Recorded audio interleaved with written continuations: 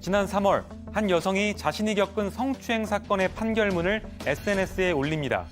누가 자신에게 어떤 성범죄를 저질렀는지 다른 사람들이 알게끔 하려는 거였습니다. 그런데 법원은 이 여성이 피의자의 명예를 훼손했다고 보고 벌금 300만 원을 선고했습니다. 아무리 성범죄 피해자라도 다른 사람의 신상과 범죄 사실을 공개하면 안 된다고 본 겁니다. 밝혀진 사실만 얘기했는데도 왜 불법이라는 건지, 그것도 성범죄 피해에 관한 얘기인데 이해가 되지 않는 가족분들 계실 텐데요. 우리 법은 사실만 얘기하더라도 공개적으로 다른 사람의 명예를 훼손하면 처벌하고 있기 때문입니다. 이걸 보통 사실적시 명예훼손이라고 부르는데요.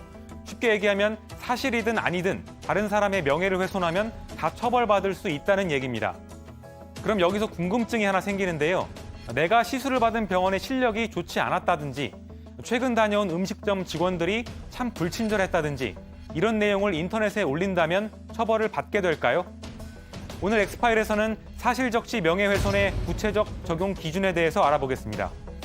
자, 사실적시 명예훼손, 참 저나 이 송 기자나 이 기자 일을 하면서 항상 이런 부분에 대해서도 저희가 직업적으로 이래저래 좀 많이 신경을 쓰는 편인데 일단 좀 애매합니다. 예, 그래서 저희도 참 고민스러운데 일단 이 시간에 그 기준을 좀 한번 명확히 좀 따져보죠. 일단 송 기자, 성추행 피해자인 여성이 네. 자기가 승소한 판결문을 SNS에 올렸어요. 네. 자, 그런데 그게 문제가 됐다는 거잖아요. 맞습니다. 판결문에 나온 거는 수사기관이 수사를 하고 재판부가 판결을 한 거기 때문에 사실만 모아놨다고 볼 수도 있는데요. 그렇게 해도 사실적시 명예훼손은 유죄가 인정된다는 겁니다. 이 여성은 체육동호회에서 알게 된 지인한테 강제추행을 당했는데요. 이후 결론은 피의자한테 유죄가 인정돼서 징역 6월에 집행유예 2년이 나왔습니다. 그러니까 이 피해자가 판결문 일부를 찍어서 자신의 SNS에 올렸는데 죄의 대가를 달게 받지, 또 범죄자한테 명예가 있는지는 모르겠지만 이런 설명도 덧붙였습니다. 그런데 이 여성은 명예훼손 혐의로 기소가 됐고 벌금 300만 원 선고받았습니다. 자, 제가 이제 우리 양 변호사님 앞에서 헌법 조문을 참 이렇게 읊조리는 게 참 주제 넘지신지는 알겠는데 헌법 109조에 말이죠. 재판의 심리와 판결은 공개한다라고 돼 있는데 이런 걸 딱 올렸는데 벌금 팍. 재판의 심리와 판결을 공개한다는 의미는 법정을 공개한다는 의미이죠. 그 판결에서 나온 거를 누가 공개할까요? 그 판결문을 본인이 법원은 공개를 할 수 있는 거죠. 근데 여긴 피해를 입은 여성이 올린 거예요. 그리고 이제 법원의 판결 내용을 보면 이 누구인지를 알 수 있게 만들었다는 거거든요. 그러니까 물론 인적사항을 가리긴 했어요. 근데 판결문 내용을 보면 이 사람 누구나 알 수 있게 만들었다는 거예요. 그렇다 하더라도 여전히 아니 성범죄자를 알린 건데 왜? 라고 또 시청자분들이 다시 물어보실 수 있을 것 같아요. 우리 이 성범죄에 대해서 이 사람이 형사처벌을 받았죠. 집행유예지만. 그리고 성범죄자에 대해서 이 주변의 피해자들이 다시 만들어진 걸 막기 위해서 어떤 조치를 취하죠? 범죄 유형에 따라서 전자발자 적용시키기도 하고요. 그다음에 취업 제한하기도 하고 주거 제한하기도 하고 그리고 보호관찰 받도록 하고 성범죄자 알림이를 통해서 이웃 사람들에게 알리는 제도도 있잖아요. 법으로 이런 부분을 만들었던 겁니다. 그러니까 재범 우려가 있는 사람에 대해서 그 수준에 따라서 이런 장치를 두고 있는데 이 여성은 그걸 넘어서서 자기가 사적 처벌을 한 거예요. 그렇지 않습니까? 법원에서 판단하기에 이런 정도 수준의 제재가 있으면 된다라고 했는데 이거를 만천하에 알려버린 겁니다. 그렇기 때문에 문제가 된 겁니다. 그렇군요. 자, 그런데 SNS에 올리는 거는 그렇다 치죠. 자, 그런데 직장 동료들한테 야, 송우 형이 옛날에 좀 그랬어. 이렇게 제가 이렇게 하고 다니면 그것도 죄가 됩니까? 본질은 동일하다고 봅니다. 따라서 SNS 등 온라인을 이용한 경우에는 파급력이 훨씬 더 클 수 있습니다. 따라서 경우에 따라서는 훨씬 더 가발성이 클 수 있겠고요. 다만 그렇지 않다 하더라도 직접 누군가에게 얘기를 했다 하더라도 이 부분은 정말 딱 떨어지는 그런 명예훼손 행위에 속할 수 있어요. 실제로 그런 일이 존재했다 하더라도 명예훼손죄가 될 수 있는 것인데요. 다만 이런 건 있습니다. 이게 공연성이 필요하고 전파 가능성이 필요한 건데 예를 들어 송 기자님의 배우자라든지 또는 아주 가까운 부모님이라든지 등등 그 개인에게 말을 했다. 이게 그거를 들은 긴장하고 있습니다. 자기를 예로 드니까.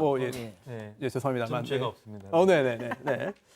다 그렇게 얘기를 하는데 일단 누군가 아주 가까운 사람에게 얘기를 했는데 거기에서 다른 데로 전파되지 않을 수 있을 때 그럴 사람이 아니다. 이거는 더 얘기가 전해지지 않을 사람이다라고 본다면은 이제 여기서는 명예훼손죄가 되지 않을 수 있거든요.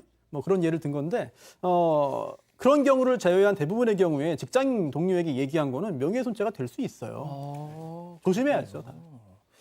알겠습니다. 자, 교수님. 근데 저는 진짜 교수님한테 이걸 꼭 여쭤보고 싶은데요. 그러니까 저는 이 성범죄자 알림이 이거 있지 않습니까? 근데 거기 들어가서 보는 건 괜찮고 그걸 다른 사람들한테 이렇게 뭐 퍼간다거나 이런 거는 또 처벌하고. 아니 그러니까 저는 그러니까 뭐 어떤 맥락에서 그렇게 하는지는 알겠는데 그 상황 자체가 너무 약간 뭐랄까요? 블랙 코미디 같아요. 저 개인적으로는. 그래서 이 사실적시 지금 우리 가족 여러분들도 이 사실적시 명예훼손 이거 정말 너무 어처구니 없다 이런 말씀들 계속 하고 계시고 심지어 유엔 인권위원회에서도 이거 좀 없애라 이렇게 권고까지도 했답니다. 좀 어떻게 생각하세요? 저도 이게 사실적시 명예훼손을 획일적으로 적용하는데 전 반대고요. 지금 이번 사건 같은 경우에도 사실은 이 피해자 여성 입장에서 한번 생각을 해보자고요. 죄명이 강제추행만 있었던 게 아니고요. 상해, 때리기도 했습니다. 아이고. 다친 거예요. 그렇기 때문에 틀림없이 억울하게 뭐 폭행을 당하고 추행까지 당했는데 문제는 이제 같은 조직에 있는 거예요. SNS를 이제 그 활용을 하는. 예. 그런데 이 사람이 집행유예가 돼서 풀려납니다.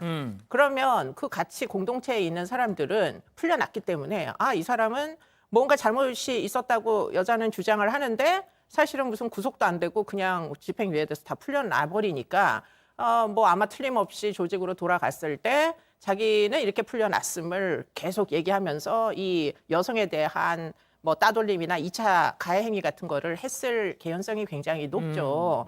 그러다 보니까 피해자가 보호가 안 되니 피해자는 피해자 나름대로 진실을 이 공동체에다 알려야 되겠다 이런 생각을 하면서 판결문을 올린 게 제가 볼 땐 그게 실수였던 것 같아요. 300만 원은 그것 때문에 내게 된 것 같고 뭐 판결문만 올리지 않았다면 판결문에 사람 이름이 들어가지 않도록 아주 뭐 그 작은 부분만 뭐 캡처를 했다거나 이렇게 됐으면은 여러 가지 사유를 들면 처벌을 받지 않았을 수도 있지 않겠느냐 이런 생각을 한편으로는 해보는데요. 이게 이제 사실적시 명예훼손을 뭐 아주 획일적으로 적용하게 되면 성희롱 피해를 당한 여성들의 억울함을 사실은 이게 위계가 있기 때문에 여성들은 결국 피해를 당할 수밖에 없는 상황이고 사건도 뭐 성립하기가 어렵고 처벌까지 가기도 어렵고 입증하기는 더 어렵잖아요. 예. 더군다나 이제 그런 경우에는 2차 피해가 굉장히 심하기 때문에 대부분 피해자가 직장을 그만둘 수밖에 없고 이런 상황에서는 사실 진실은 이랬다라고 알리는 정도까지는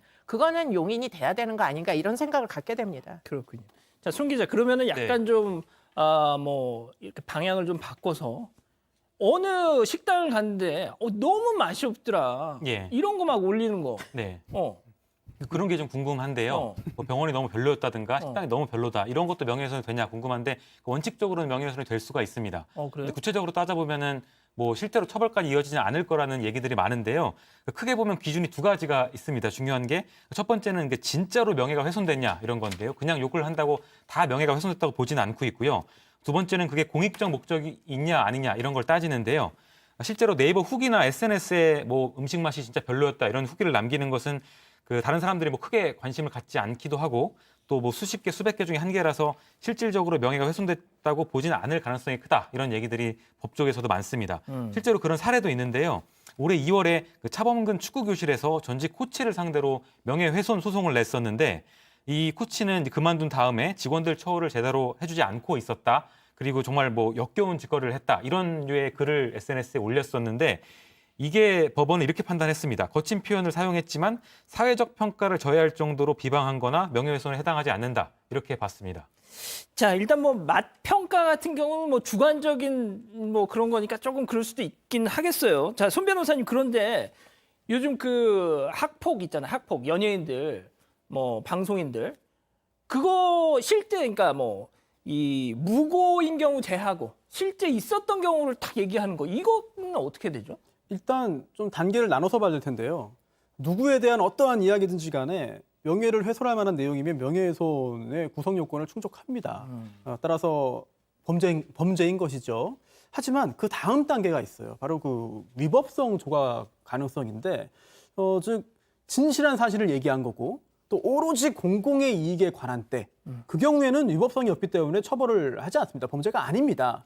따라서 진실한 사실인 걸 전제로 했으니까 이게 오로지 공공의 이익에 관한 것이냐, 그렇지 않은 것이냐, 이 부분을 따져봐야 되는 것인데, 따라서 그 대상자가 누구냐, 또 어떠한 사안에 대한 이야기이냐, 또 이러한 그 이야기를 전파함으로써 얻고자 하는 것이 도대체 무엇이냐, 단순한 나의 보복 감정의 충족인지 아니면 그 외에 오로지 공공의 이익을 위한 것이라고 평가할 만한 부분들이 있는 것인지, 이거 구체적으로 따져야 위법성이 조각될지 여부를 판단할 수 있습니다. 알겠습니다.